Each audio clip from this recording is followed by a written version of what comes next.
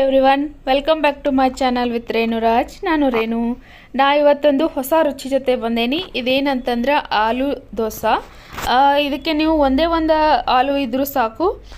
So ಇದರಿಂದ ಹೊಸ ರುಚಿಯನ್ನು ಮಾಡ್ಕೋಬೋದು. ನಾನು ಒಂದು ಆಲೂವನ್ನು ಚೆನ್ನಾಗಿ ಬೇಯಿಸ್ಕೊಂಡು ಈ ರೀತಿ ಅದನ್ನು 1 ಗಂಟೆ ಇಲ್ದ ಹಾಗೆ ಈ ರೀತಿ ಅದನ್ನು ಸ್ಮ್ಯಾಶ್ ಮಾಡ್ಕೋತಾ ಇದ್ದೀನಿ. ಈ ರೀತಿ 1 ಗಂಟೆ ಇಲ್ದಂಗೆ ಸ್ಮ್ಯಾಶ್ ಮಾಡ್ಕೊಂಡಾದ್ಮೇಲೆ ಇದಕ್ಕೆ ನಾನು ಸೇರಿಸ್ಕೊತಾ ಇದ್ದೀನಿ ಗೋಧಿ ಹಿಟ್ಟನ್ನು. 1 ಕಪ್ಪು 1.5 ಕಪ್ಪಷ್ಟು ನಾನು ಗೋಧಿ ಹಿಟ್ಟನ್ನು ಇದಕ್ಕೆ ಸೇರಿಸ್ತಾ ಇದ್ದೀನಿ. ಮೊದಲು ನಾನು ಹೇಳಿದಂಗೆ ಆಲೂ ಅಲ್ಲಿ ಒಂದು ಸ್ವಲ್ಪ ಕೂಡ ಗಂಟು ಇರಬಾರ್ದು. ಆ ರೀತಿ ಕೈಯಿಂದ ಕೂಡ ನೀವು ಕಿವುಚ್ಕೋಬೋದು ಆ್ಯಂಡ್ ಅದನ್ನು ಪೂರ್ತಿ ಸ್ಮ್ಯಾಶ್ ಮಾಡ್ಕೋಬೇಕು. ಸೊ ಈ ಗೋಧಿ ಹಿಟ್ಟಾದಮೇಲೆ ಇದಕ್ಕೆ ನಾನು ಒಂದೊಂದೇ ಇಂಗ್ರೀಡಿಯೆಂಟ್ಸನ್ನು ಸೇರಿಸ್ಕೊಳ್ಳೋಣ ಅಂತ. ಸೊ ಇದನ್ನು ನಾನು ಸೇರಿಸ್ತಾ ಇದ್ದೀನಿ. ಸ್ವಲ್ಪ ಒಂದು ಅರ್ಧ ಚಿಟಿಕೆಯಷ್ಟು ಇಂಗನ್ನು ನಾನು ಹಾಕೋತಾ ಇದ್ದೀನಿ.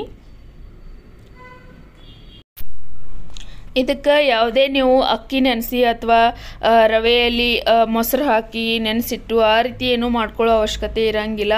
ಸೊ ದಿಢೀರಂತ ಬೆಳಗಿನ ನಾಷ್ಟಕ್ಕೆ ನೀವು ಇದನ್ನು ಮಾಡ್ಕೋಬೋದು. ಸೊ ಇದಕ್ಕೆ ನಾನು ಮತ್ತೆ ಸೇರಿಸ್ಕೊಳಕತ್ತೇನಿ ಸ್ವಲ್ಪ, ಅಂದ್ರೆ 1 ಸ್ಪೂನಷ್ಟು ನಾನು ಸೇರಿಸ್ಕೊಂಡೇನಿ ಉಪ್ಪನ್ನು. ಸೊ ರುಚಿಗೆ ತಕ್ಕಷ್ಟು ನೀವು ಉಪ್ಪನ್ನು ಹಾಕೋಬೋದು. ಸೊ ಇದಕ್ಕೆ ನಾನು 1 ಮೆಣಸಿನ್ಕಾಯಿ, ಸ್ವಲ್ಪ ಕೊತ್ತಂಬರಿ ಮತ್ತು ಕರಿಬೇವನ್ನ ಸಣ್ಣದಾಗಿ ಕಟ್ ಮಾಡಿ ಇಟ್ಕೊಂಡಿದ್ದೆ. ಸೊ ಅದನ್ನು ಕೂಡ ಇದಕ್ಕೆ ನಾನು ಸೇರಿಸ್ತಾ ಇದ್ದೀನಿ.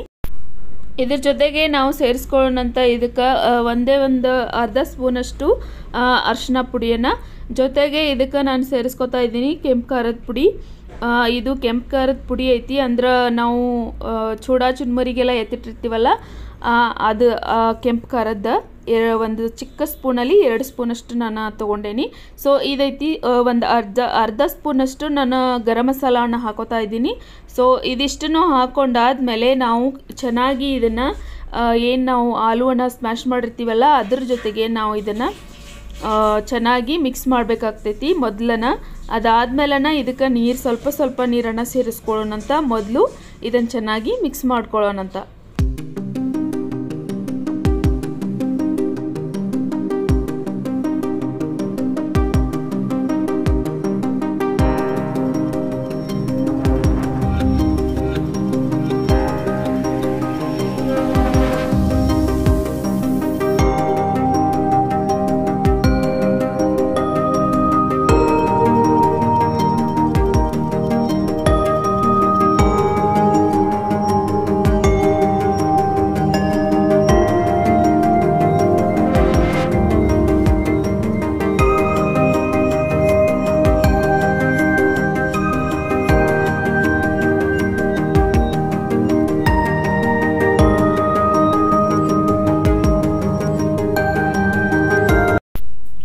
ಸ್ವಲ್ಪ ನಾನು ನೀರು ಸೇರಿಸ್ಕೊಂಡಾದ್ಮೇಲೆ ನಾವು ಇದನ್ನು ಗಂಟಿಲ್ದಂಗೆ ಚೆನ್ನಾಗಿ ಮಿಕ್ಸ್ ಮಾಡಿಕೊಂಡು ಇದನ್ನೊಂದು ನಾವು ದೋಸೆ ಹಿಟ್ಟಿನ ಬ್ಯಾಟರ್ ಇರುತ್ತಲ್ಲ ಆ ಒಂದು ಇದಕ್ಕೆ ಹದಕ್ಕೆ ಇದನ್ನು ನಾವು ಕಲಿಸ್ಕೋಬೇಕಾಗ್ತೈತಿ. ಸೊ ನೋಡ್ಬೋದು ನೀವು, ಈಗ ಇದು ಇಷ್ಟು ಕರೆಕ್ಟ್ ಆಗೈತಿ.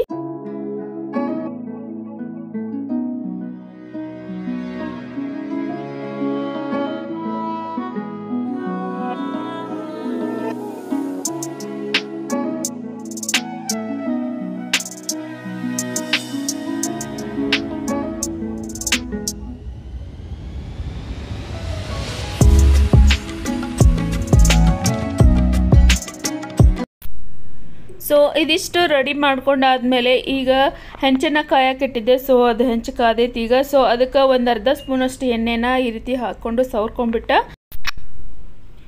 ಸೆಟ್ ದೋಸೆಯನ್ನು ಹಾಕ್ತೀವಲ್ಲ ಆ ರೀತಿ ಒಂದು 2 ಸ್ಪೂನ್ ಹಾಕ್ಕೊಂಡು ಸ್ವಲ್ಪ ಮೇಲ್ಗಡೆ ಈ ರೀತಿ ಉಚ್ಕೊಂಡ್ಬಿಟ್ರೆ ನಮ್ದು ಆಲೂ ದೋಸೆ ಅಥವಾ ನಾವೇನು ಆಲೂ ಪರೋಟ ಅಂತಲೂ ಕರಿಬೋದು.